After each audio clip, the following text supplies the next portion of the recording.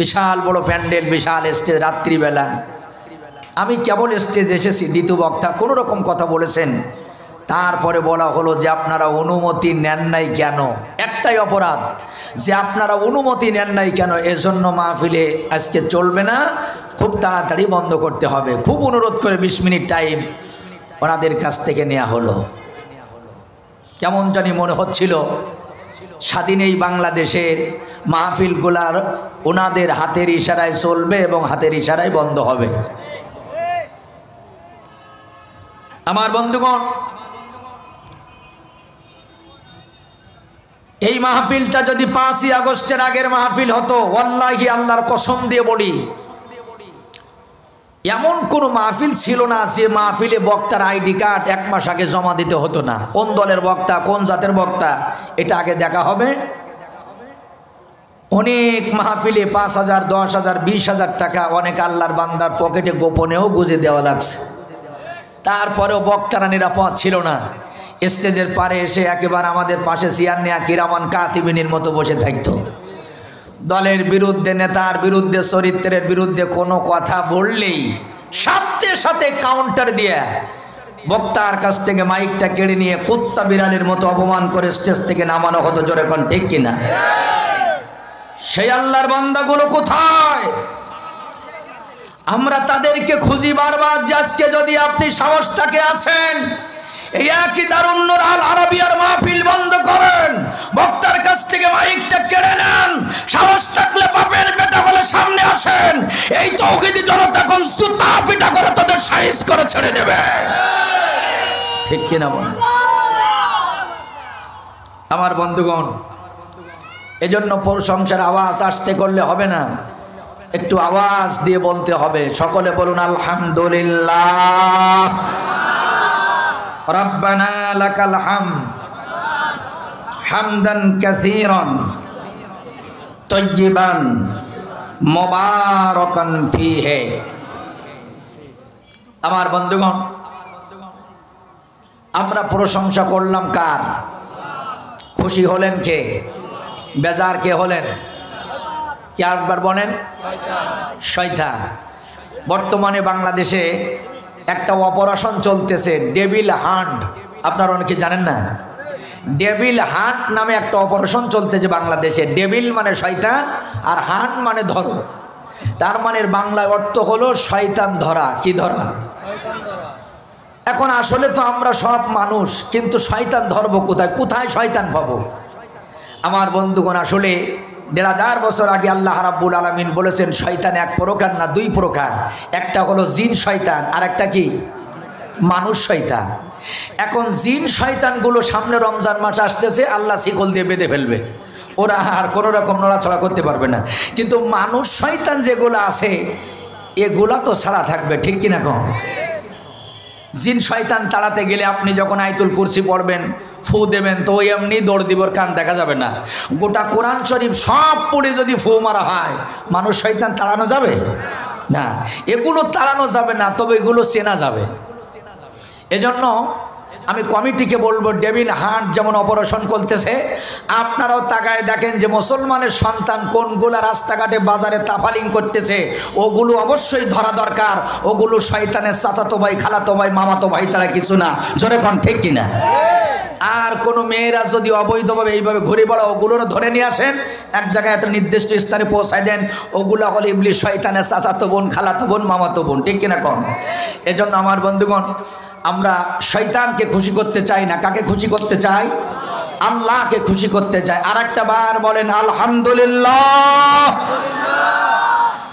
আল্লাহর প্রশংসার পরে দুরূদ আর সালাম পেশ করছি নবী পাকের জন্য, যার নামের পরে দুরূদ পড়লে 10টা সগীরা গুনাহ মাফ হয়, 10টা রহমতের দরজা খুলে যায়। তিনি আর কেহ না, আপনার আমার নবী, বিশ্বনবী জনাবে মুহাম্মদুর রাসূলুল্লাহ সাল্লাল্লাহু আলাইহি ওয়াসাল্লাম। সম্মানিত উপস্থিতি, স্বাধীন চিন্তা চেতনা নিয়ে উন্মুক্ত পরিবেশে আমি আসাদুজ্জামান আপনাদের এলাকায় আজকের দিনে, এই দিনের বেলায় মাহফিলে এসে কোরআনুল কারীম থেকে একখানা আয়াতে কারিমা তেলাওয়াত করেছি এবং নিয়াত করেছি বাস্তবতার আলোকে কোরআন হাদিসের নিরীক্ষে বর্তমান সময়ে যে আলোচনা দরকার, আল্লাহ পাক যেন কিছু কথা আমার জবান থেকে কবুল করেন হেদায়েতের জন্য সবার, আমার এবং সকলের। বলছি আমিন। বন্ধুগণ, মাহফিলের যে পোস্টারটা যদি লেখা থাকতো সিরাত মাহফিল, এখানে আলোচনা করতে হতো নবীজির জীবন আদর্শ নিয়ে। যদি লেখা থাকতো ওয়াজ মাহফিল, আপনি যে কোনো বিষয় নিয়ে আমলের আলোচনা করলে করতে পারতেন, সমস্যা নাই। কিন্তু এখানে লেখা হলো তাফসিরুল কোরআন মাহফিল। বলুন তো কি লেখা? তাফসিরুল কোরআন মাহফিল। যখন তাফসিরুল কোরআন মাহফিল লেখা থাকে, তখন এই মানুষগুলা খিচুড়ির প্যাকেট, বিরিয়ানির প্যাকেটের সব লোভ লালসা বাদ দিয়া আল্লাহর কোরআন থেকে তারা তাফসির শুনতে আসে। ঠিক কিনা বলুন বন্ধুগণ? তো তাফসির করার জন্য যত বড় বড় মুফাসসির দরকার, তাফসিরের জন্য যে ধরনের বক্তা দরকার, বিশ্বাস করেন আমি ক্ষুদ্র মানুষ, তাদের ভিতরে কিছু না। তবে চেষ্টা করি বাংলাদেশের এ প্রান্ত থেকে ও প্রান্ত পর্যন্ত আল্লাহ পাক আমাকে কবুল করেছেন কিছু কথা হয়তো বলার জন্য। তবে আমার মনে হয় আমার বাংলাদেশে যারা তাফসির জন্ম দিয়েছে, যারা তাফসির করেছেন, একজন তাফসির কারকের ভালোবাসা আমরা কখনো ভুলতে পারবো না। যার জীবনের প্রথম তাফসির চট্টগ্রাম প্যারেড ময়দানে, উনি প্রথম তাফসিরে প্রথম সূরা সূরাতুল ফাতিহা তাফসির করলেন। ওনার 1.5 ঘন্টা তাফসির শুনে 1 নয় 2 নয় 46 জন বিধর্মী তাদের হাতে হাত রেখে ইসলাম ধর্ম গ্রহণ করলো। যেরকম সুবহানাল্লাহ। কয়জন বিধর্মী সেদিন মুসলমান হয়েছিল? 46 জন। একজন আল্লাহর বান্দা বলতে পারবেন সেই তাফসির কারকের নাম কি?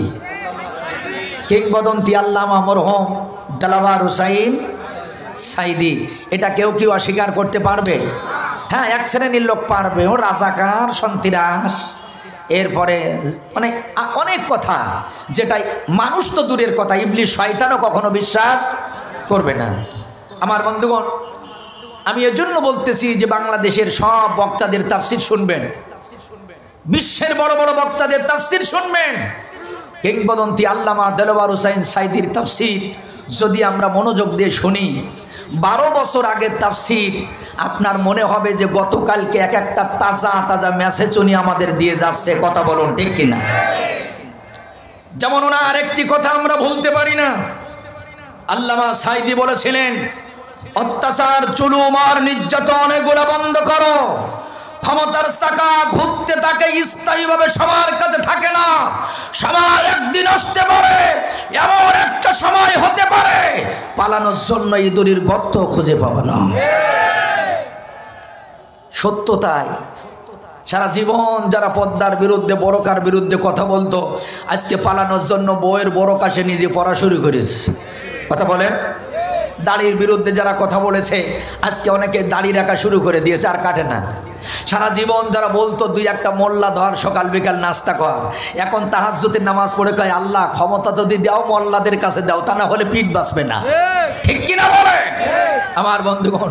তাহলে বোঝা গেল অত ইজ্জু মান্তাসা ও অত জিল্লু মান্তাসা, ইজ্জতের মালিক যে আল্লাহ, বেইজ্জতের মালিককে যে আল্লাহ আমাকে এই মানে বক্তা করে স্টেজে কথা বলাইতেছেন, ইচ্ছে করলে আমার কান ধরে একদিন সেই আল্লাহ আমাকে স্টেজ থেকে নামিয়ে দিতে পারে।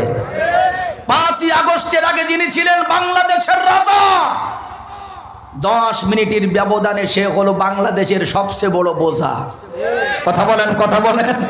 যে ছিল রাজা সেই হয়ে গেল বোঝা। এজন্য আমার বন্ধুগণ, সমস্ত ক্ষমতার মালিক সেই আল্লাহ।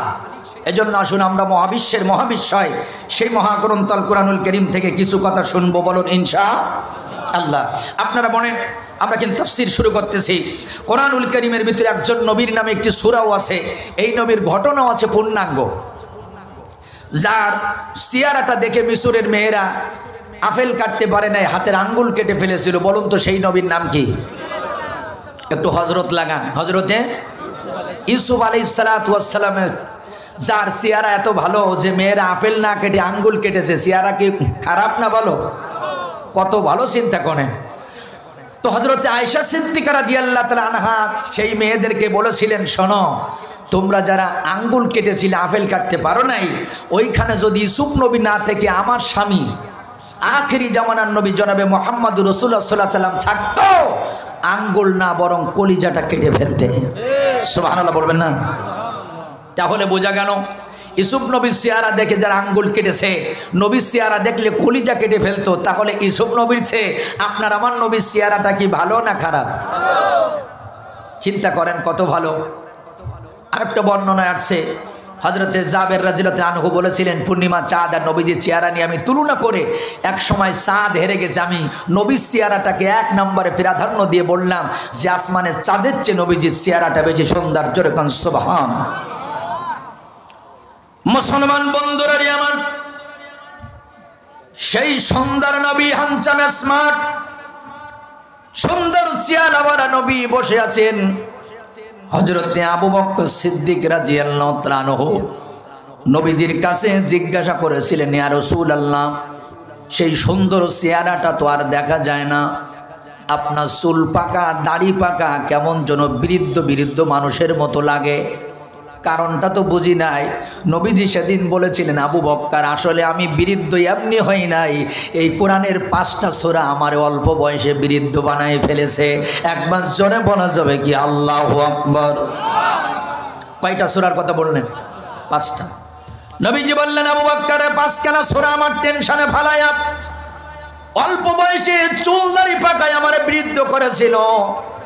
1 নম্বর হলো সূরা হুদ, 2 নম্বর সূরাতুল ওয়াকিয়া, 3 নম্বর হলো সূরাতুল মুরসালাত, 4 নম্বর হলো সূরাতুত তাকবীর, আর একটা সূরার নাম ছিল সূরাতুন নাবা।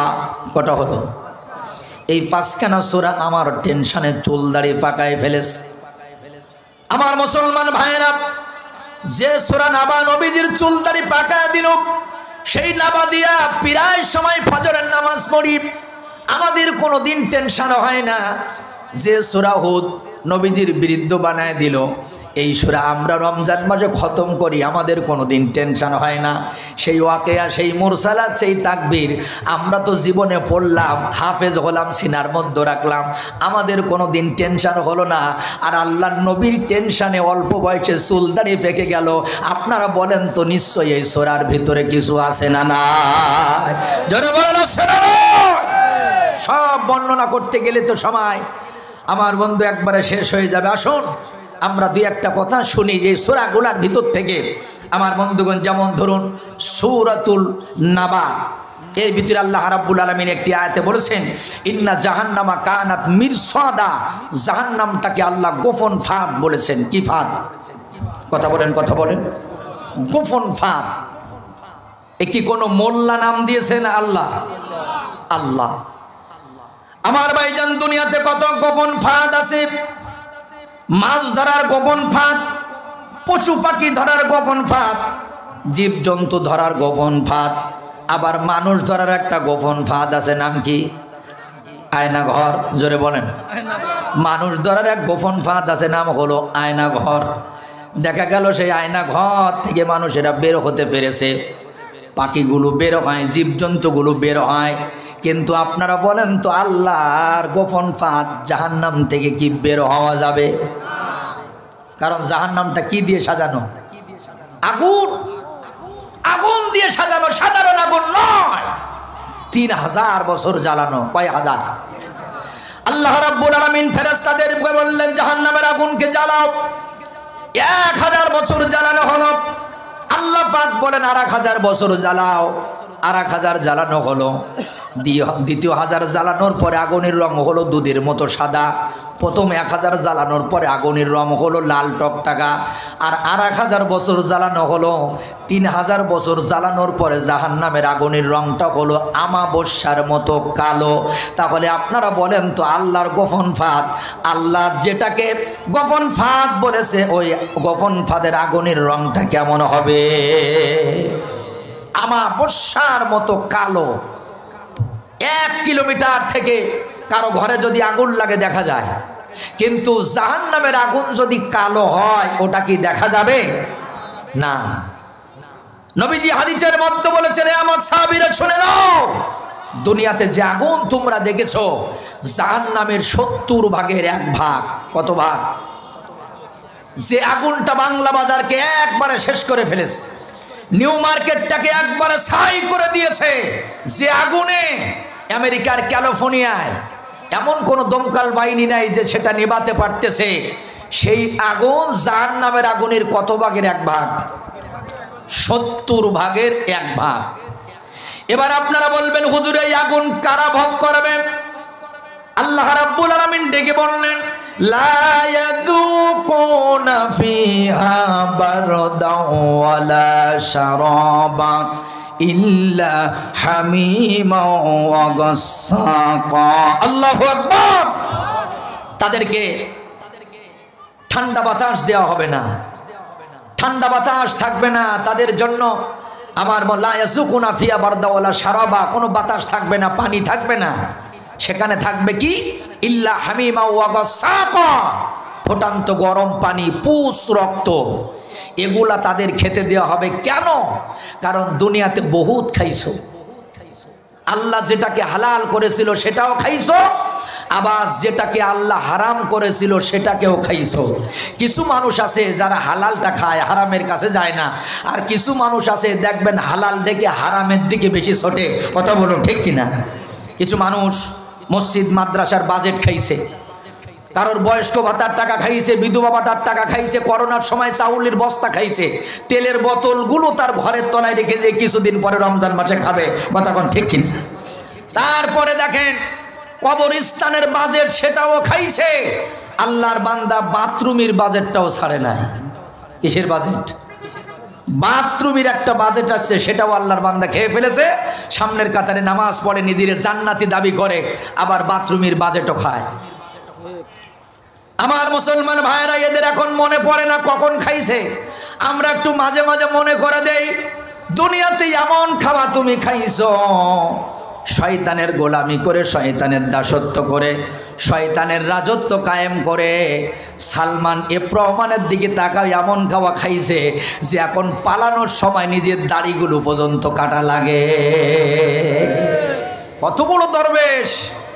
আমার বন্ধুগণ, টুপি কোনো সময় মাথার থেকে খুলতো না, মাশাআল্লাহ পাঞ্জাবিও থাকতো। আর এখন এমন ভয়, সেই দাড়ি কেটে, সেই পাঞ্জাবি খুলে, সেই টুপি খুলে।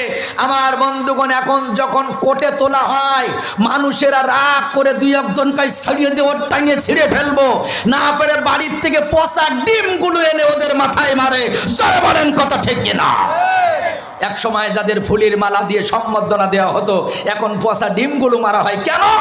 ওরা জানে যে এমন খাওয়া খাইছিস, এখন তোর বমি হবে। এই জন্য আমরা তোদেরকে কি একটু সাবধান করে, তখন তো দিতে পারি নাই, এখন দিচ্ছি। মনে পড়ে না? অনেকের মনে পড়ে না, আমরা মনে করে দেই। আপনাদের কষ্ট হবে? মুসলমান ভাই জানেন আমার আছেন এই সূরার, আমি সবার কাছে অনুরোধ করলাম, সূরা নবাব বিশ্বনবীর এমন টেনশনে ফালিয়েছে, চুল দাড়ি পাকাই ফেলেছে অল্প বয়সে।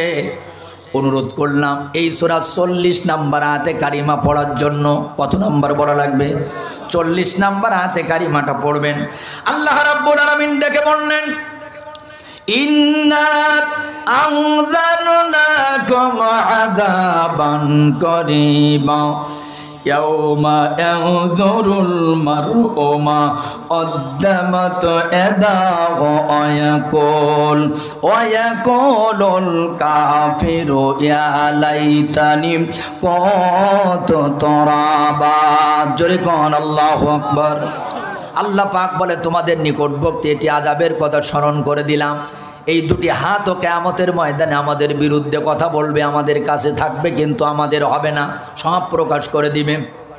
ওয়া ইয়াকুলুল কাফিরু ইয়া লাইতানি কুনতু তুরাবা। কাফের বেঈমানগুলো আফসোস করবে, আমরা যদি মাটি হতে পারতাম। এবার তাফসীরের মধ্যে গবেষণা শুরু করে দিলাম যে এরা মাটি হতে চায় কেন, এর কারণটা কি। সমস্ত মুফাসসিরিনে কিরাম একটা কথা বলেছেন, একমত হয়েছেন যে কিয়ামতের ময়দানে আল্লাহ পাক মানুষের বিচার করার আগে হিংস্র জীবজন্তুর বিচারটা আগে করে নেবেন। খুব মনোযোগ দেন, মানুষের বিচার আগে হবে না হিংস্র প্রাণীর আগে হবে? সব প্রাণীর না, সব প্রাণীর বিচার আল্লাহ করবে না। তাফসীরের মধ্যে আছে হিংস্র প্রাণী যেগুলা, এগুলোর বিচার আল্লাহ মানুষের আগে করবে। আল্লাহ রাব্বুল আলামিন একটা শিং ভাঙা গরুকে ডেকে বলবেন, শিং ভাঙা গরু, আজকে তোরে কথা বলার সুযোগ করে দিলাম, জবান খুলে খুলে বল শিং ভাঙা করার কারণে কোন গরুটা তোর গায়ে গোতা মেরেছিল। ওই গরু জবান খুলে বলবে, আল্লাহ কোনো অপরাধ করি নাই, আমার শিং ছিল না, এই জন্য ওই গরুটা আমার গোতা মেরেছে, সকালে একবার বিকালে একবার। আল্লাহ পাক বলে, তোর ধারালো শিং দিলাম আর ওর শিং দুইটা ভেঙে দিলাম, এখন ইচ্ছা মতো তুই তোর প্রতিশোধটা নিয়ে আনে। প্রতিশোধ নেওয়া হয়ে যাবে। আল্লাহ পাক বলবে, তোরা মাটি হয়ে যা, ওরা মাটির সাথে মিশে যাবে। আল্লাহ রাব্বুল আলামিন এমনি ভাবে ছাগলকে বলবেন, এমনি ভাবে হিংস্র প্রাণী বাঘ ভাল্লুক হাতি ঘোড়া যা আছে সবাইকে বলবেন, অন্যায়ভাবে কে কাকে আঘাত করেছিল তার বিচারগুলো আগে নেওয়া হবে। এবার আল্লাহ পাক বলবে, মাটি হয়ে যা, ওরা মাটি হয়ে যাবে। এই দৃশ্য দেখার পরে কাফের বেঈমানগুলো বলবে, ওয়া কুলুল কাফিরু ইয়া লাইতানি কুনতু তুরাবা। আল্লাহু আকবার। ওরা তখন আফসোস করবে, আমরাও যদি মাটি হতে পারতাম। আচ্ছা আপনারা বলেন, যেখানে আল্লাহ জীব জন্তু গরু ছাগলেরও বিচার করেছে, ছাড় দেয় নাই, অন্যায়ভাবে আঘাত করার কারণে মানুষের কি ছাড় দেওয়া হবে? জোরে বলেন। তারপরে দুই একজন আফসোস করে বলে, জানো নামাজ কালাম করি নাকি এমন এক নবীর উম্মাত আমাকে না নিয়ে জান্নাতে যাবে না। আবার দুই একজন বলে যে নামাজ পড়ি না তো কি ঈমান ঠিক আছে, কথা কোন ঠিক কিনা? যে বলে যে নামাজ পড়ি না ঈমান ঠিক আছে, এর মতো বাটপার, এর মতো বড় সিটার, এর মতো বড় শয়তান আর একটাও হতে পারে না। এগুলো হলো আন্তর্জাতিক মুনাফিক। কথা বলেন কি? কথা বলেন। আন্তর্জাতিক কি? মুনাফিক। আসলে দুনিয়াতে দল কিন্তু দুইটা, একটা হলো শয়তানের দল আর একটা হলো আল্লাহর দল। আপনি যে কোনো একটা দলে যাবেন তাহলে আপনার মানুষের পরিচয় হবে, কিন্তু মুনাফিক যারা, এদের কোনো নির্দিষ্ট দল থাকে না, যখন দিয়ে দল ক্ষমতায় যায় সেই দলে ডিগবাজি মারে, এজন্য এদের নাম কি? মুনাফিক। যখন যে দল ক্ষমতায় যাবে না সেই দলে ডিগবালি যাবে। ওই যে কিছুদিন আগে দেখলাম এক দলের মিছিলে থাকতো, জামাত শিবির আর বিএমপির গোষ্ঠী উদ্ধার করতো, দুই একটা মৌলবীদার সকাল বিকাল নাস্তা কর। এখন আবার ওই দল বাদ দিয়ে এখন দেখি এই দলের সামনে আগে থাকে, তাই ভেঙে ফেলবো, সব আগুন ধরাই দেবো। একজনে জিজ্ঞাসা করলাম, ভাই তোরে আগে তো ওই দলে দেখা যেত, এখন আবার এই দলের মিছিলে কারণটা কি? ভাই হুজুর জীবন বাঁচানোর জন্য কত কিছু করা লাগে। এগুলো কি মুসলমান না আন্তর্জাতিক মুনাফিক? একেবারে টাটকা আন্তর্জাতিক মুনাফিক এগুলা। যদি এই ধরনের কোন মুনাফিক আপনার এলাকায় মারা যায়, ও জানাজায় কি যাওয়া লাগবে না? ও বাড়ি নাক ডাকায় ঘুম পড়বেন, আপনার নেকি হবে। কারণ মুনাফিকের জানাজা পড়া নিষেধ করেছে কে? এ মোল্লার কথা না। ওলা তুসল্লি আলা হাদিম মিনহুম মাত আবাদা ওয়ালা তাকুম আলা কবরি। আল্লাহ পাক বলেছে, মুনাফিকের খালি জানাজা না, ওর কবরের কাছেও দাঁড়ানো যাবে না। ওই মুনাফিকের যদি কেউ মাটি দিয়ে আসে, ওর কবরের কাছেও দাঁড়ানো যাবে না, ওর জন্য দোয়াও করা যাবে না। এবার আপনারা বলবেন, হুজুর তা আপনারা যান কেন? আপনারা ইমাম যদি না যান তা আমরা যাই। আরে আমরা তো চাকরির জন্য অনেক সময় যাওয়া লাগে, কিন্তু আমরা হুজুররা বুদ্ধি আছে। ওই মুনাফিক এলাকায় যে কোটা দেখি কোরআন বিরোধী, ইসলাম বিরোধী, আলেম ওলামা বিরোধী, সারা জীবন মাহফিলির বাঁশ দেশে কঞ্চি দেশে মাহফিল বন্ধ করেছে, ওগুলো মরার পরে ওদের জানাজায় যায়, কিন্তু উজু করে যায়নি। কি করে বলেন তো? ওদের জানাজায় যাওয়া যাবে কিন্তু উজু করার দরকার নেই। যদিও পারেন, একেবারে টাটকা মুনাফিক যদি দেখেন, বাথরুম করে পানি খরচ করার দরকার নেই, ওদিন ওইভাবে যাবেন। কারণ তোর মতো মুনাফিকের বাচ্চার জানাজা পড়তে হবে, কোন বক্তা বলি যে উজু করা লাগবে? আল্লাহ নিষেধ করে তোর জানাজা পড়া যাবে না। আমার মুসলমান ভাইয়েরা, আমি একটু গরম গরম কথা বলি তো, এই জন্য আমার ওয়াজে বা দুই একজন বেজার হয়, ঠিক কিনা বলেন? ওয়াজ শুনে যদি গা জ্বালা না করে তা কি ওয়াজ হইল? 16টা বছর খালি ওয়াজ করলাম, বাবা কান্দ কেন, অত কান্দিবে কেন? কান্নার সময় আছে, প্রতিবাদ করার সময় আছে না নাই? জোরে বলেন, সময় আছে না নাই? শোনেন, নতুন একটা কথা বলে গেলাম, প্রত্যেকটা মোমেন মুসলমানের আল্লাহ পাক দুই দায়িত্ব দিয়ে পাঠিয়েছেন। কয় দায়িত্ব? একটা হলো ইবাদত আর একটা হলো খেলাফত। আবার বলেন, প্রথমটার নাম কি? ইবাদত। দ্বিতীয়টার নাম কি? খেলাফত। চাচা, ইবাদত খেলাফত কেমনে বুঝবেন? সহজভাবে বোঝালাম। আপনার ছেলেরে ফজরের সময় দাওয়াত দেবেন, বাজার মসজিদে যাচ্ছি তুমি চলো, ছেলে ইয়ারফোন কানে দিয়ে বলবেন, ও আমি যাচ্ছি, তুমি যাও, তোমার বুড়ো মানুষ খাই কাজ নেই, তুমি যাও। দাওয়াত দিলেন নামাজের, ওটার নাম ইবাদত, নেকি পাবেন। দ্বিতীয় দিন আপনি ছেলেরে আবার ফজরের নামাজের দাওয়াত দেন, ছেলে একই ঝাড়ি মারবে, একই কথা বলবে। আপনি মসজিদে যাবেন, আপনি নামাজের দাওয়াত দিয়েছেন, নেকি পাবেন, ওটার নাম ইবাদত। 3 নম্বর, আপনি ছেলেকে আবার দাওয়াত দেবেন, বাবা মসজিদে চল, নামাজ পড়া ফরজ। ছেলে আবার একই ঝাড়ি মারবে, আমি পারবো না, তুমি যাও। সে গান শুনতেছে, ডিজি গান, আর আপনি মসজিদে নামাজ পড়েছেন, দাওয়াত দিলেন কয়দিন? এর নাম ইবাদত, নেকি পাইছেন। এবার 4র্থ দিন আপনার খেলাফত প্রতিষ্ঠিত করতে হবে। 4র্থ দিন আপনি হয় একটা খেজুরির ডাল অথবা কাঁচা কুনসি এটা হাতে করে নিয়ে ও রুমের সামনে গিয়া বলবেন, বাজার মসজিদে চলো। যেই ঝাড়ি মারবে তুমি যাও, অমনি করে জামার কলে আর দুটি খালি চাপাত চাপাত করে শুরু করে দেবেন। ও দেখবেন ওদিন মসজিদে যাবে, জুতো নেওয়ার টাইম পাবে না। ঠিক কিনা বলেন? ও মসজিদে যাবে বিনা উজুতে, যাই করে আপ্পা উজু করি আসি। তাহলে 3 দিন নরম নরম দাওয়াত দিলেন, এটার নাম ছিল ইবাদত। আর 4র্থ দিন খেজুরির ডাল আর কুনচি দিয়ে যেটা করলেন, এটার নাম কি? এটার নাম হলো খেলাফত। এর জন্য আমার বন্ধুগণ, যারা মনে করেন সারা জীবন শুধু ইবাদত করব, খেলাফত প্রতিষ্ঠিত হবে না, আল্লাহর কসম দিয়ে বললাম, বাংলাদেশটাই আমেরিকা করতে সময় লাগবে না। জোরে বলেন ঠিক কিনা? আজকে হয়তো আমরা আপনারা মিছিলের সামনে যাই নাই, টিভিতে সামনে দেখেছিলাম, কিন্তু ওই আল্লাহর বান্দাদের কথা মনে করেন যিনি বলেছিল, বিড়ালের মতো 500 বছর বেঁচে থাকতে চাই না, সিংহের মতো 1 ঘন্টা বেঁচে থাকতে চাই, হাসতে হাসতে ফাঁসির মঞ্চে যাব, রাষ্ট্রপতির কাছে জীবন ভিক্ষা চাওয়া হবে না। তার ইবাদত যেমন ছিল, তার খেলাফত তেমন ছিল। তিনি বলেছেন, আমাদের মৌলবাদী বলো না, কারণ মৌলবাদী মানে মূলবাদী, তোমরা হলো আগাবাদী, আমরা থাকি মূলে, তোমরা আগায়। 12 কোটি মানুষ আস্তে করে যদি গাছের গোড়া নাড়া দেয়, বাংলাদেশে জায়গা হবে না, দিল্লির মামু বাড়ি যেই পড়বা। আমার বন্ধুগণ, সেই বান্দার কথা খাঁটি হলো যে ইবাদত যিনি প্রতিষ্ঠিত করার জন্য, খেলাফত প্রতিষ্ঠিত করার জন্য আন্দোলন করেছিলেন।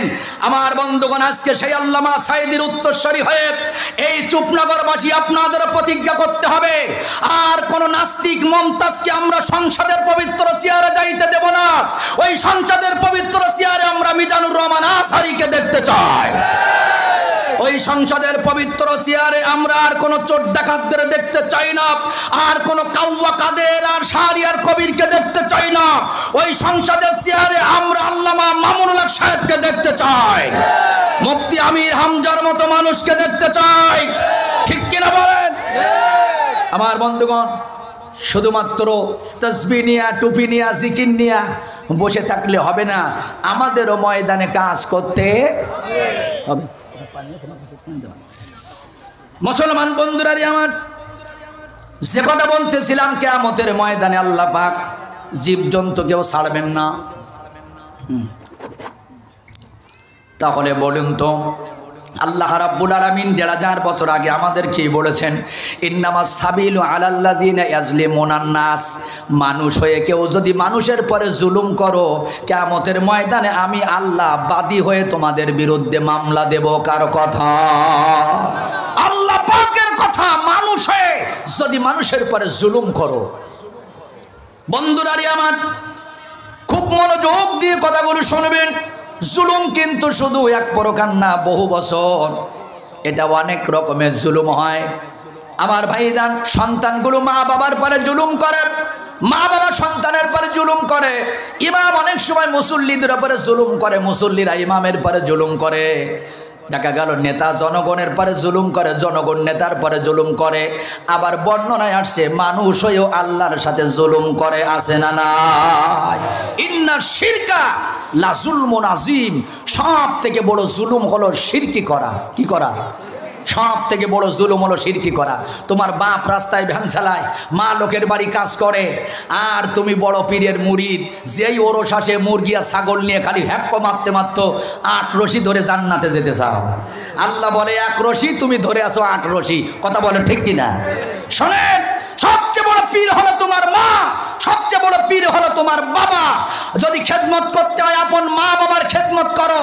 যে পীর বাতিলের বিরুদ্ধে কথা বলে না, যে পীর কোরআনের বিরুদ্ধে আইন হলে ময়দানে নেমে পড়ে না, এগুলোকে বিশ্ব ওলি বলা যাবে না, এগুলো হলো বিশ্ব বাটপার। এরা বিশ্ব ওলি না বিশ্ব বাটপার? এগুলো হলো বিশ্ব বাটপার। এজন্য আমার বন্ধুগণ সবচেয়ে বড় পীর মা বাবা। এই পিতামাতার খেদমত করো, এদের চোখে পানি ঝরায়ও না। এরা যদি দোয়া করে তোমার জীবন সোনায় সোহাগা হবে। তবে হ্যাঁ, আমি একজন হক্কানি পীরের মুরিদ আছি, এমন পীরের দরবারে যেতে হবে যেখানে কোনো ভণ্ডামি নাই। জোরে কোনো কথা ঠিক কিনা? কারণ একটা গজল এক সময় শুনেছিলাম, এই গজলটা বলতো, এক লাইন বলে দেবো। কয় খাজার নামে মাজার করে দেখাই কত খাজার শাম, দিনে করে ভণ্ডামি আর রাত্রি মারে গাজাইটা। দিনে ভণ্ডামি আর রাত্রি কি সেটা? গাজাইটা। খাজারো নামে মাজারো করে দেখাই যারা খাজার শান, দিনে করে ভণ্ডামি আর রাত্রি মারে গাজাই টান। দাড়ি টুপি নাই যে ওদের আছে শুধু চুল, সুন্নাতের খবর নাই সে আশেকে রাসূল। মাজারে যাবে যারা ওরা হবে সর্বহারা, মাজারে যাবে যারা এরা হবে ঈমান হারা। দেখলে যায় না সে না মানুষ নাকি হনুমান, দিনে করে ভণ্ডামি আর রাত্রি মারে গাঁজাইটা। ঠিক কিনা বলেন আমার ভাইরা? এই জন্য কত বড় জুলুম আজকে আমরা সমাজে করি। বিশ্বাস করেন সবচেয়ে বড় জুলুম হলো আল্লাহর সাথে শিরিক করা। এরপরে আর একটা জুলুম হলো, সবচেয়ে বড় জুলুম, মোল্লারা ধরা খেয়ে যাবে, আমরা বক্তারা যারা আমরা ধরা খাবো। কোন আয়াতে? সূরা বাকারার 140 কত নাম্বার? আল্লাহ রাব্বুল আলামিন ডেকে বললেন, সব ওয়াইজিংটা শোনেন, ইমাম খতিব যারা আছেন, আমরা এক আয়াতে ধরা খাইছি জুলুমে। কি? আল্লাহ রাব্বুল আলামিন বলেন, ওয়া মান আযলামু মিম্মান কাতামা শাহাদাতান ইনদাহু মিনাল্লাহ ওয়া মাল্লাহু বিগাফিলিন আম্মা তা'মালুন।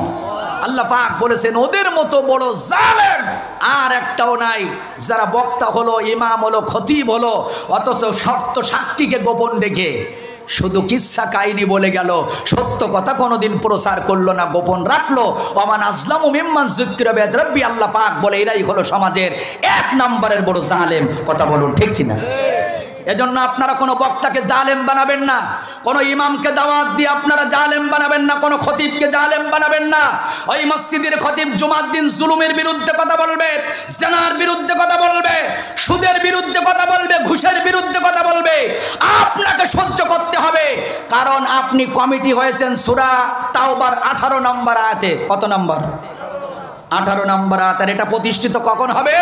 যাদের এলাকায় মসজিদ আছে, মসজিদের কমিটি বানাইতে গেলে সূরা তাওবার 18 নম্বর আয়াত সামনে রেখে তারপরে কমিটি বানাবেন, এর আগে বানানো যাবে না।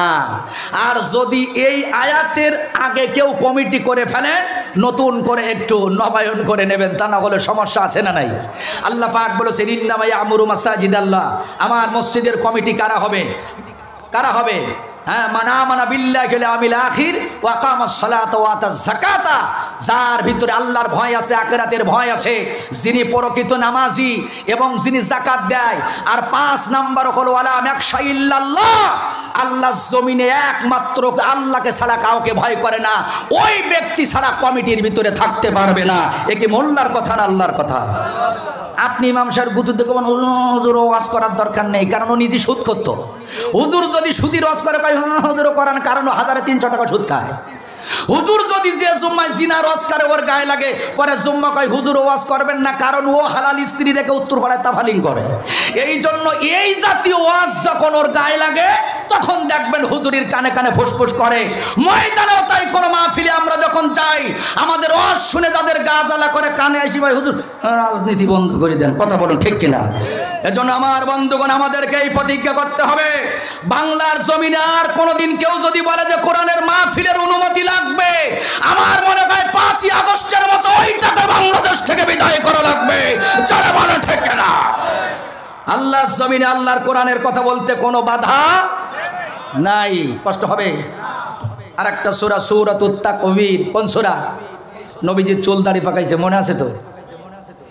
আল্লাহ রাব্বুল আলামিন বললেন, ইযা শামসু কুবিরাত ওয়া ইযাল নুজুমু কাদারাত ওয়া ইযাল জিবালু সাইয়ারাত ওয়া ইযাল ইশারু উত্তিলাত ওয়া ইযাল উহুশু হুশিরাত ওয়া ইযাল বিহারু সুজ্জিরাত। জোরে কোন আল্লাহু আকবার। যেদিন কিয়ামত কায়েম হবে, খুব মনোযোগ দেন, সময় কম, সেদিন মানুষেরা 6টা নিদর্শন দেখতে পাবে। কয়টা? 1 নম্বর হলো ইজা শামসু কুবিরাত, সূর্যের কাছ থেকে আলো কেড়ে নেওয়া হবে। ওই যে নজুমুন কাদারাত, তারকাগুলো ঝরঝর করে পড়তে থাকবে। ওই জাল জিবালু সুজ্জিরাত, পাহাড়গুলো তুলার মতো উঠতে থাকবে। ওই জালে ইশারু উত্তিলাত, 10 মাসের উটনির কথা মনে থাকবে না। ওই জাল হুশু হুজিরাত, জঙ্গলের প্রাণীগুলোকে আল্লাহ একত্রিত করবেন। ওই জাল বিহারু সুজ্জিরাত, আর সমুদ্রের ভিতরে আল্লাহ দাও দাও করে আগুন জ্বালা দিবে। পেট্রোল লাগবে না, কেরাসিন লাগবে না, সমুদ্রে আগুন জ্বালাবেন কে? আমার মুসলমান ভাইরা, আল্লাহ পাক বলে ওই জাল মাউদাতু সুইলাত, জীবন্ত মেয়েগুলোকে আমি উঠাবো যাদের কবর দেওয়া হয়েছিল। বিআইজি জাম্বিন কুতিলাত, ওদের কাছে জিজ্ঞাসা করা হবে, এ মেয়েরা কোন কারণে তোর বাপ মা তোকে জীবন্ত কবর দিয়েছিল আমাকে বল। ওই ছোট্ট বাচ্চাটার জবান খুলে যাবে। ওই বাচ্চাটা দেখে বলবে, আল্লাহ একটা মাত্র অপরাধ, আমি মেয়ে হয়ে কেন দুনিয়াতে আসলাম? আমার বাবার প্রথম সন্তান মেয়ে, বাবা তাতে খুশি। দ্বিতীয় সন্তান যখন মেয়ে, বাবা আর হাসে না, খুশি না। তৃতীয় সন্তান যখন মেয়ে, আমার বাবা আর সহ্য করতে পারে না। চতুর্থ সন্তান যখন আমি পেটে এসেছি, আমার 5-6 মাস বয়স, আমার মা বাবা যোগাযোগ করে হাসপাতালে নিয়ে আবাসন করে আমাকে দুনিয়ার মুখটা দেখতে দেয় নাই, আমার নষ্ট করে মেরে ফেলেছে। ওই আয়ামে জাহিলিয়াতের কত সন্তানকে জীবন্ত কবর দেওয়া হলো। ওই বাবাদেরকে কিয়ামতের ময়দানে ডেকে বলা হবে না, সেদিন ওই মেয়েটাকে বলবে বিআইজি জাম্বিন কুতিলাত। আল্লাহ ওর কাছে জিজ্ঞাসা করব, তুই বল যে বাবা তোরে নিজে হাতে জীবন্ত কবর দিয়েছিল, কি কারণে দিয়েছিল? ওই মেয়েটা তখন তার জবান দিয়া বলে দেবে। আমার মুসলমান ভাইরা, যে জাতি সন্তানদেরকে জীবন্ত কবর দিয়ে এত বড় জুলুম করত, ওই জাতিকে স্বর্ণের মানুষ বানানোর জন্য, জাহান্নামী যাত্রীদেরকে জান্নাতের পথ দেখানোর জন্য, অসভ্য মানুষদেরকে সভ্য বানানোর জন্য আল্লাহর নবী তাবিজ করে নাই, জাদু করে নাই। আপনারা সবাই এক বাক্যে বলেন তো, নবীজি ওই সমাজ সংস্কার করেছিল কি দিয়া? আর জোরে বলেন, কি দিয়া? এ কোরআন দিয়া সংস্কার করেছিল, তাতে কিঞ্চিত পরিমাণও সন্দেহ নাই। এজন্য শোষণের হাত থেকে যদি বাঁচতে চাই, অত্যাচার জুলুমের হাত থেকে যদি বাঁচতে হয়, আমাদেরকে এই কোরআনের কাছে যেতে হবে, কোরআনের আইনি বাস্তবায়ন করতে হবে। ও মুসলমান, এই জন্য আপনারা বলেন তো, কোরআনের আল্লাহ সব দিছে, একটা জিনিস দেয় নাই, সে কি? জবান। জোরে বলেন কি? কোরআনের আল্লাহ সব দিয়েছে, কোরআনের সব আছে, কিন্তু জবান নেই। যদি কোরআনের জবান থাকতো, আসাদুজ্জামানকে আর এখানে টাকা দিয়ে আনা লাগতো না, আব্দুল্লাহ আলামিনকে আর আনা লাগতো না। খালি কোরআনের সামনে ধরলেই কোরআন এখানে ওয়াজ করতো। দুনিয়াতে আল্লাহ কোরআনের সব দিয়েছে, কিন্তু জবান দেন নাই। তবে আল কোরআন হুজ্জাতুল্লাহ ওয়া আলাইক, কিয়ামতের ময়দানে আল্লাহ কোরআনের জবান খুলে দেবে। জোরে কোন সুবহানাল্লাহ। সেদিন কোরআনের পক্ষে কারা ছিল, কোরআনের দলে কারা ছিল, কোরআন বলে দিবে। তবে দুনিয়াতে যখন কোরআন আছে, জবান নেই, এই জবানের নাম হলো আলেম ওলামা। কারা? কথা বলেন, কথা বলেন, কারা? দুনিয়াতে কোরআনের নাম হলো আলেম ওলামা। এখন আমরা কোরআনের চুমু খাবার আলেম ওলামার গলা টিপে ধরবো? হ্যাঁ, না। তাই যদি না হবে, কিংবদন্তি আল্লামা সাঈদীকে তারা ষড়যন্ত্রকে যখন মেরে ফেললো, শামীম সাঈদী বলেন, আমি এক অফিসারের পা জড়ায় ধরে বলেছিলাম, স্যার 52টা বছর যে ঠোঁটে তাফসীর করেছে, একটা চামচ পানি ওই বাবার ঠোঁটে একটু দিতে দেন, কারণ মা মারা গেছিল, বাবা জেলখানায়, বাবা মারা গেছে, আমার কি বড় ভাই রফিক বিন সাঈদী মারা গেছে, বাবা জেলখানায়, একটা চামচ পানি একটু দিতে দেন। তারা দেয় নাই, একটা সন্তানকে মরার আগে যেতে দেয় নাই। কেন? ওরা জানে আল্লামা সাঈদীর যে হার্ট, ওনার যে ব্রেন, ওনার যে স্মরণ শক্তি, 2টা সেকেন্ড যদি সময় পায়, সব সন্তানদের কাছে বলে যাবে কি অত্যাচার করে, নির্যাতন করে তারে মারা হয়েছে। কথা বলুন, ঠিক কিনা? আমার মুসলমান বোন, এজন্য আমরা আলেম ওলামাদের সাথে থাকতে চাই। কোরআনের জবান আলেম ওলামা। এই যে প্রতিষ্ঠান, এখানে নুরানি মাদ্রাসা, হেফজখানা, এখানে একটা মহিলা মাদ্রাসা। আল্লাহর কসম, বাংলাদেশে যদি 5টা পুরুষ মাদ্রাসা থাকে, আমার মনে হয় 10টা মহিলা মাদ্রাসা থাকার দরকার। কেন? আপনারা বলেন, বর্তমানে পুরুষের চেয়ে মহিলাদের সংখ্যা কম না বেশি? ইসলাম গ্রহণ করেছিল আগে মহিলারা, টাকা দিয়েছিল আগে মহিলারা, ইসলামের জীবন দিয়েছিল আগে মহিলারা। ইসলামের ভিতরে সবচেয়ে বড় আলেম, মুহাক্কিক, মুহাদ্দিসা হযরত আয়েশা সিদ্দিকা রাদিয়াল্লাহু তাআলা আনহা 2210 খানা হাদিস যিনি বর্ণনা করেছেন। ইসলামের জন্য বেশি নির্যাতিত ফিরাউনের বিবি আসিয়া। তার মানে ইতিহাস ঘুরে দেখা গেছে, ইসলাম জিন্দা করার জন্য পুরুষের চেয়ে মহিলাদের ভূমিকা বেশি ছিল। কথা বলুন, ঠিক কিনা? এজন্য আজকে মহিলা মাদ্রাসা অনেক জায়গাতে আছে। দারুন আন-নূর আরাবিয়া মহিলা কওমি মাদ্রাসা, এখানে হেফজখানা নুরানি মাদ্রাসা, বিশাল এক ফুলের বাগান। আমার বন্ধুগণ, হয়তো এখানে ফুল নাই, তবে এখানে যে ফুল, এ ফুল হলো আল্লাহর কাছে সবচেয়ে বড় প্রিয়। এই বাচ্চাগুলা যখন রাস্তা দিয়ে হাঁটে, আল্লাহ পাক বলে ফেরেশতারা ওদের পায়ার তোলায়, তোদের পায়ার বিছাই দিবি, সব ছাত্র ছাত্রীগুলা তোদের পায়ারের উপরে চলবে, একটা পা যেন মাটিতে না লাগে। জোরে বলুন সুবহানাল্লাহ। আমার বন্ধুগণ, এজন্য একজন সাধারণ মানুষ যখন জাহান্নামে যাবে, সাধারণ একটা ছেলে যখন জাহান্নামে যাবে, ও বলবে আমার মা কই, বাবা কই, ওদের আগে দাও। কারণ ওদের বুকের পরে আর মাথার পরে পা দিয়ে তারপরে একসাথে তিনজন জাহান্নামে যাব। কিন্তু একটা কোরআনের হাফেজ যখন জান্নাতে যাবে, ওই ছেলেটা বলবে আমি আগে যাব না, আমার জনম দক্ষিণী মা কই। ওই মা, যে মা 9টা মাস গর্ভে রেখে কোনোদিন একটা মাছ খায় নাই, একটা ডিম খায় নাই, আমাকে মাদ্রাসায় দিয়া তাহাজ্জুদের নামাজ পড়ে চোখের পানি ছেড়ে বলেছিল আল্লাহ আমার আলেমের মা বানায় দাও। ওই মাটাকে না দিলে আমি জান্নাতে যাব না। ওই বাবাকে দেন, যে বাবা এই নুরানি মাদ্রাসায় আমাকে ভর্তি করে দিয়েছিল, এতিমের মতো টিরাংটা মাথায় নিয়ে টিফিন কেরি হাতে নিয়ে দাঁড়ায়ছিল এতিমের মতো। আমার আব্বা সব সন্তানদেরকে মাদ্রাসায় পড়াইছে। কত লোক বলেছে হুজুর হলে ভিক্ষা করে খাওয়া লাগে, হুজুর হলে লোকের দুয়ারে দুয়ারে যাওয়া লাগে, আমার আব্বা শুনে নাই, আমারে আলেম বানাইছে। ওই আব্বা ছাড়া আমি জান্নাতে যাব না। আল্লাহ নবী বলেন এমন 10 জনকে সেদিন জান্নাতে নিয়ে যাবে, দুনিয়াতে যাদের জাহান্নাম ওয়াজিব ছিল তার ভিতরে লজিনওয়ালা থাকবে, তার ভিতরে যারা সাহায্য করেছে থাকবে, ভালো পরামর্শ দিয়েছে তারা থাকবে। এমনভাবে কমপক্ষে 10 জনকে সাথে নিয়ে একজন হাফেজ আল্লাহর জান্নাতে চলে যাবে। একবার জোরে বলা যাবে কি সুবহানাল্লাহ। আমার মুসলমান ভাইরা, এই জন্য আমি আপনাদের কাছে একটু দুটি হাত পেতে দিব। আসরের আজান সামনে, দুটি হাত পেতে দিব। কোনো মায়ের সন্তান যদি থাকেন, কারা আছেন যে আজকের এই মাহফিলে, এই মাদ্রাসার জন্য জীবনে কত টাকা আমরা নষ্ট করলাম? 10টা হাজার টাকা, 20টা হাজার টাকা, 30,000 টাকা, 5,000, 2,000, 1,000, যার যে সামর্থ্য আছে আপনারা একটু দেবেন। হাত দেখায় হুজুর জীবনে কোনো কিছু করি নাই, তবে করোনার সময় দেখেছিলাম বউ আপন না, যেই আমি করোনার রুগী বউ আমাকে দিয়ে মানে কি ফাঁকি দিয়েছে। ছেলেগুলো আমার বিল্ডিংয়ে উঠতে দেয় নাই, মেয়েটা বলেছে আব্বা তুমি আসবে না, করোনার রুগী, তোমার জন্য আমাদের করোনা হবে। কিন্তু বিশ্বাস করেন, একমাত্র আপন হলো কোরআন, একমাত্র আপন হলো আল্লাহ, আপন হলো রাসূল। এরা কখনো ছেড়ে যায় না। জনম দুঃখিনী মা কোনোদিন সন্তানকে ছেড়ে যায় না। ওই মা যাদের চলে গেছে, ওই বাবা যাদের চলে গেছে, আমার বন্ধুগণ কারা আছেন যে হুজুর আমি আজকে আনি নাই, তবে 5টা হাজার টাকা এই মাদ্রাসার জন্য দেওয়া যাব, 2,000, 1,000, 500, যে যা পারেন একটু বলেন। আমরা এই দিনের বেলায় কুদরতি ক্যামেরায় আল্লাহ বন্দি করবেন। আমার বন্ধুগণ কোন মায়ের সন্তান আছেন যে উদার ভরে, এখন 500 টাকা কিছু না, 1,000 টাকা কিছু না, যদি পারেন একটু হাতখানা দেখাই দেন। লগতে কারা দিবেন, বাকিতে কারা দিবেন, কোন মায়ের সন্তানগুলো আছেন একটু বলেন। মাশাআল্লাহ, কত দিবেন? নাম কি? লিল্লাহ তাকবীর। শাহজাহান বিশ্বাস 500 টাকা দিয়ে উদ্বোধন করলো। আল্লাহ কবুল করে নেন। আল্লাহ তার আব্বা আম্মার গুনাহ মাফ করে দেন, তার মনোবাঞ্ছা পূর্ণ করে দেন। আল্লাহ তার ইনকামের মধ্যে বরকত দেন, নানা নানি দাদা দাদির গুনাহগুলো মাফ করে দেন। আমিন আমিন। এতগুলা মানুষের আপনাদের জন্য দোয়া করবে। বাজান একটু বলেন তো কে দিবেন? 1,000 টাকা, 2,000, 5,000, 3,000, 10,000 বলেন একটু, যার যে সামর্থ্য আল্লাহ দিয়েছেন দিয়ে ধন বুঝে মন কেড়ে নিতে কতক্ষণ? কি নাম? লিল্লাহ তাকবীর। নূর মোহাম্মদ গাজী 5,000 টাকা দান করেছে, আল্লাহ কবুল করে নেন। ওনার নাম কি? মুরব্বীর নাম কি? না, এই যে একজন মুরব্বী 500 টাকা দিল, বাবলু শেখ। লিল্লাহ তাকবীর। মুরব্বী 500 টাকা দান করেছে, আল্লাহ কবুল করেন। আল্লাহ জীবনের গুনাহ মাফ করে দেন, পিতামাতার গুনাহগুলো মাফ করে দেন।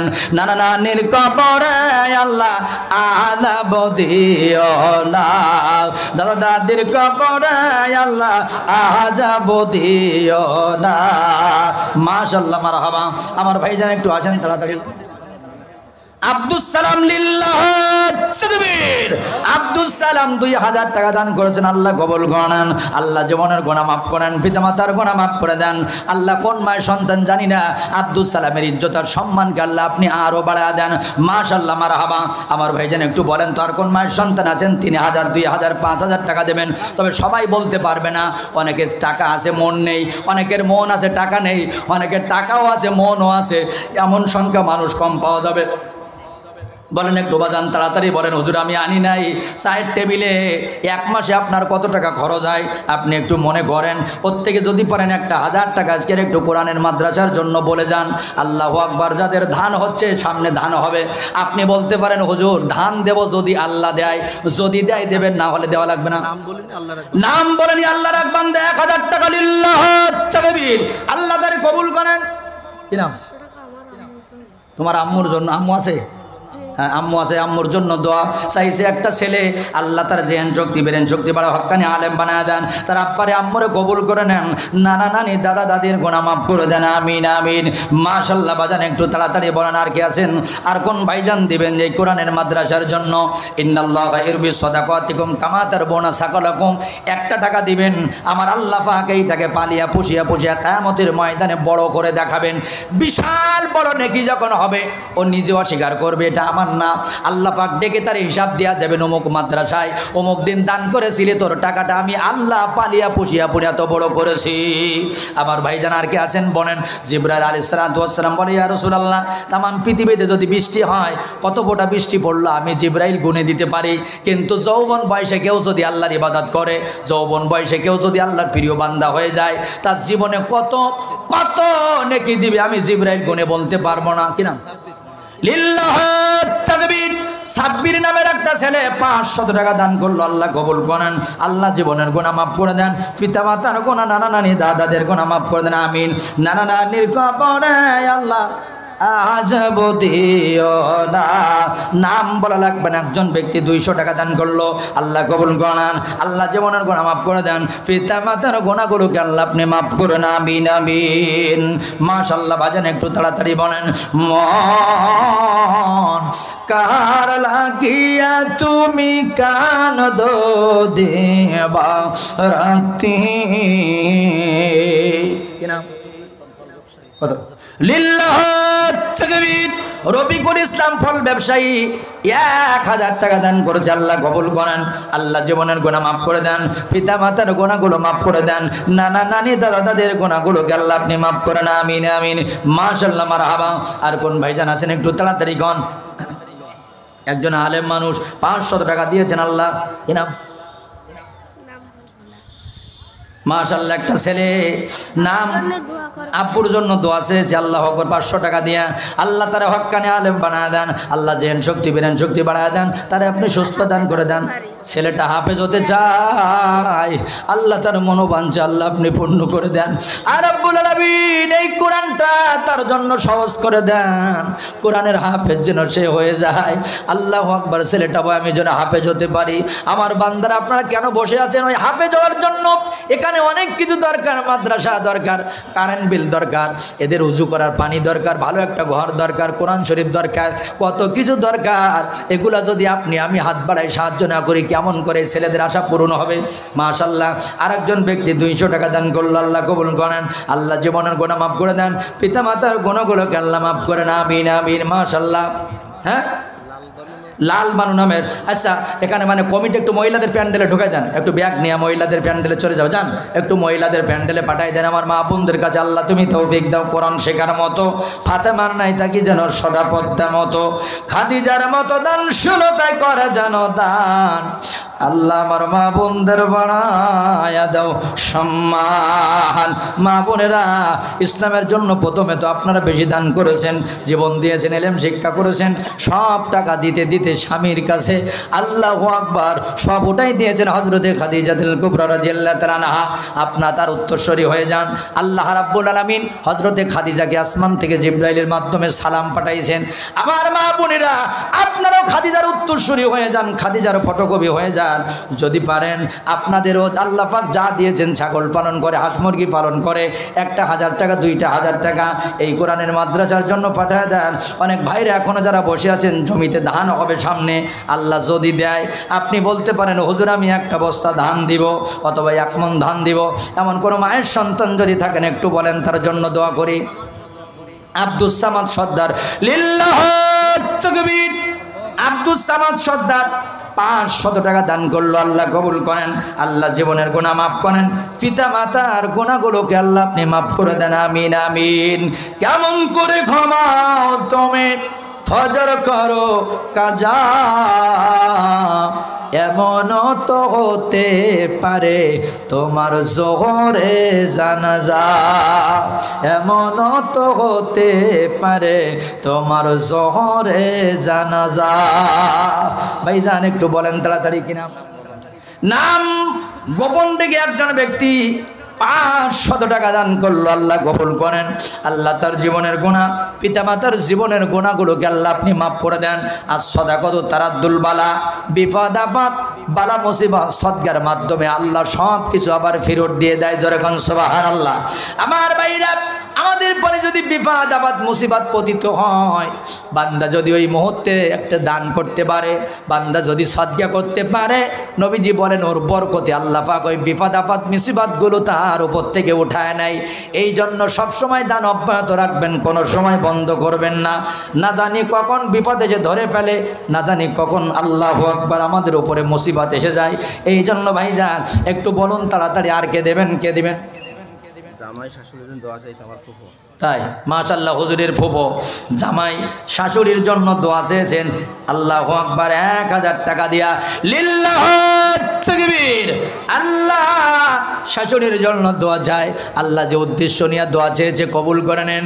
আল্লাহ যিনি দান করেছেন তার ইনকামে বরকত দিন। তার নানা নানি দাদা দাদি পিতা মাতা আত্মীয় স্বজন যারা চলে গেছে প্রত্যেকের জীবনের গুনাহগুলোকে আল্লাহ আপনি মাফ করে দিন। আমিন আমিন। মাশাআল্লাহ, মারহাবা। আমার ভাইজান আসেন একটু তাড়াতাড়ি। চলতেছে না? হ্যাঁ মাশাআল্লাহ, চলে না? আমার বন্ধুবার সেনেসপাস ছোট ভাইয়ের মতো হাফেজ উসমান মাগুরা ঘোনা মাদ্রাসার ওখানের মুতামিম, আল্লাহু আকবার, আব্বা আম্মার জন্য 500 টাকা দান করেছেন। লিল্লাহি তাকবীর। আল্লাহ হাফেজ উসমান গনিরে কবুল করেন। আল্লাহ তাআলা কিয়ামতের ময়দানে হযরত উসমানের সাথে সাথে যেন আল্লাহ নবীর হয়ে জান্নাতে যেতে পারে, আল্লাহ কবুল করে নেন। তার ইজ্জত সম্মান বাড়ায় দেন, তার মাদ্রাসাকে কিয়ামত পর্যন্ত কবুল করেন, ছাত্রদেরকে আল্লাহ কবুল করে নেন। আমিন আমিন। মাশাআল্লাহ। আমার ভাইজান একটু বলুন তাড়াতাড়ি বলুন, আর কে আছেন? কবুল করো কবুল করো মনের বাসনা, খানাইকা বানা দেখায় আল্লাহ মরণ দিও না। ভাইজান একটু বলবেন কে দিবেন? মেহেরবানি করে একটু আসুন। মাশাআল্লাহ, লিল্লাহ তাকবীর। এই মাদ্রাসার উস্তাদ মেশকাত হোসেন 500 টাকা দান করছে, আল্লাহ কবুল করে নেন। আল্লাহ জীবনের গুনাহ মাফ করে দেন। আল্লাহ তার ইজ্জত সম্মানকে আরো বুলন্দ করেন। নানা নানি দাদা দাদি যারা চলে গেছে তাদের জীবনের গুনাহ মাফ করেন। আমিন। কমিটি বৃন্দ কয় একটু আমার ভাইদের কাছে একটু ব্যাগ নিয়ে পাঠাই দেন, যার পকেটে যা আছে। অনেকের হয়তো 200 আছে, 300 আছে, 100 আছে। ও ভাইজান আজকে এই কোরআনের মাহফিলে বসে মাদ্রাসার জন্য একটু পকেটে বিসমিল্লাহ বলে হাত করে দেবেন, তাগাতাগির দরকার নাই। অমনি ভাবে করে একটু পকেটে দেন। ভাইজানে 100 টাকা ছিল, তাও দিয়ে কই মাশাআল্লাহ ঢুকে যাবে ব্যাগ নিয়ে। কই এখানে কই কমিটির লোক কই? মা ছাত্র রুমাল নিয়ে ঢুকে যাও।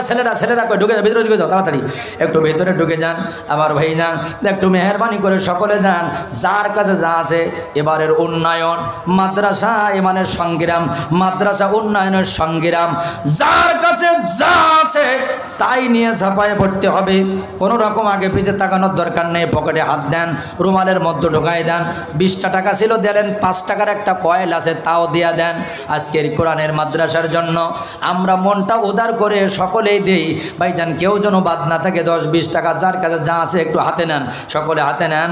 এই মাদ্রাসার জন্য দেয়া দেন। বিশাল আয়োজন, বিশাল খরচ। আমার বন্ধুরা, আল্লাহ রাব্বুল আলামিন যেন প্রত্যেকের জীবনের গুনাহ মাফ করে দেয়। আল্লাহ তাআলা যেন বরকত দেয়। সামনে রমজান মাস আসতেছেন, দেন।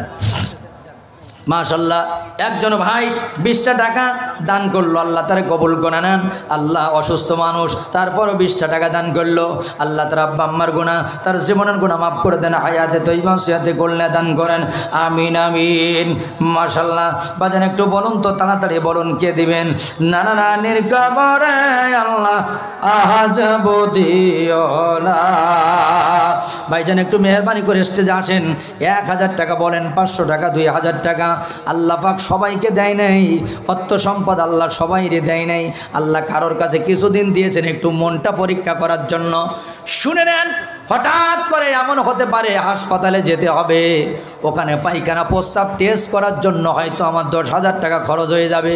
ও দোস্ত, আমরা যদি আল্লাহর ঘরে কোরআনের মাদ্রাসায় কিছু সদকা করতে পারি, আল্লাহ পাক হয়তো আমাদের বিপদ আপদগুলো দূরীভূত করে ওই টাকা পয়সা আর আমাদের লাগবে না। আল্লাহ পাক আমাদের বরকত দিতে পারে, জীবনে বরকত দিতে পারে, ইনকামে বরকত দিতে পারে, সমাজে, সব জায়গাতে আল্লাহ তাআলা বরকত দিবেন যদি আমরা দানের হাতকে একটু লম্বা করে দেই। ভাইজানের জন্য মেহরবানি করে সকলে দেন। বান্দা যখন সদকা করে তার কাছে কিছু থাকে না টাকা পয়সা দেওয়ার মতো। নবী বলেন, যদি একটা তাবাসসুম মানে মুস্কি হাসি দেয়, মুস্কি হাসি দিয়ে কেউ যদি কারোর সাথে কথা বলে, সদকা করার নেকি আল্লাহ তার আমলনামায় দিয়ে দেয়। এজন্য ভাইজান মুস্কি হাসি দিয়ে কথা বললে তাও আল্লাহ দানের নেকি হিসাবে কবুল করে নেয়। আপনার কিছু নাই, অন্তত একটু মুস্কি হাসি দিবেন, তাও আল্লাহ কবুল করে নেবে। এজন্য ভাইজান পকেটে যার কাছে যা আছে, আমার মা বোনদের কাছে একটু বলি, মা আজকের এই কোরআনের মাহফিলের জন্য, আজকে এই মাদ্রাসার জন্য আমার মা বোনদেরকে বলি একটু দানের হাতটা লম্বা করে দেন, লিল্লাহি তাকবীর। আরেক ভাইজান 100 টাকা ছিল, আল্লাহ তার কবুল করেন। আরেকজন মুরব্বী 50টা টাকা ছিল, তাও দান করে দিল, আল্লাহ কবুল করে নেন। কবুল করো, কবুল করো মনের বাসনা, খানাই কেওয়ানা দেখায় আল্লাহ মরণ দিও না। কোন জমিনের মাটি আমার হবে গোরস্থান, কাদের চোখের জলে হবে